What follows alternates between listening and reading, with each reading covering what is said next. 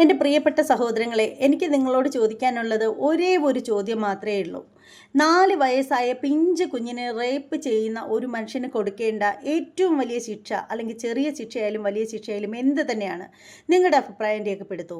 ശരിക്കും അവൻ അർഹിക്കുന്ന ശിക്ഷ എന്ത് തന്നെയാണെന്ന് നിങ്ങൾക്കൊന്ന് പറയാമോ നിങ്ങളുടെ അഭിപ്രായത്തിൽ? ശരിക്കും 4 വയസ്സ് മാത്രം പ്രായമുള്ള ഒരു ചോരക്കുഞ്ഞെന്ന് വേണേൽ പറയാം, അതിന് ഒരു പ്രശ്നവുമില്ല. ആ കുട്ടിയെ ലൈംഗികമായിട്ട് ഉപയോഗിച്ചു, ശേഷം അതിന് ഒട്ടും വയ്യാത്ത അവസ്ഥ വന്നു. ഒടുവിൽ അതിനെ ആരോടും പറയരുതെന്ന് പറഞ്ഞിട്ട് ആ പിഞ്ച് ജീവനെ ഭീഷണിപ്പെടുത്തി, പറഞ്ഞു കഴിഞ്ഞാൽ കൊന്നുകളയും പോലും. ഇത് അറിഞ്ഞിട്ട് ചോദിക്കാൻ ചെന്ന സ്വന്തം അച്ഛനെ തല്ലിച്ചതച്ചു പട്ടിയെപ്പോലെ.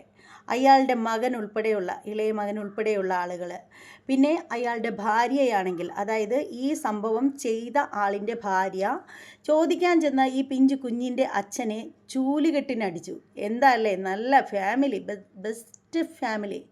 ഇവർക്ക് തന്നെ കൊടുക്കണം നല്ല ബെസ്റ്റ് ഫാമിലിക്കുള്ള ഏറ്റവും നല്ല അടിപൊളി അവാർഡ്. പിന്നെ ശരിക്കും പറയുകയാണെങ്കിൽ ഉണ്ടല്ലോ, നല്ലൊരു ഒന്നൊന്നര പാർട്ടി കുടുംബമാണ് കേട്ടോ. അതുകൊണ്ട് അവർക്കെതിരെ വിരൽ ചൂണ്ടാനായിട്ട് എല്ലാവർക്കും ഒരിത്തിരി പേടിയൊക്കെ ഉണ്ടാവും.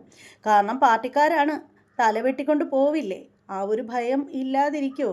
എന്തായാലും നമ്മുടെ മാധ്യമങ്ങളൊക്കെ നല്ല അടിപൊളിയായിട്ട് അതങ്ങ് ഏറ്റെടുത്തിട്ടുണ്ട്. അതുകൊണ്ടേ ഏത് പാർട്ടിയാണെങ്കിലും അവൻ്റെ ചന്തയിൽ നല്ല വൃത്തിയായിട്ട് പാള വെച്ച് കെട്ടിക്കൊണ്ട് നടക്കാം.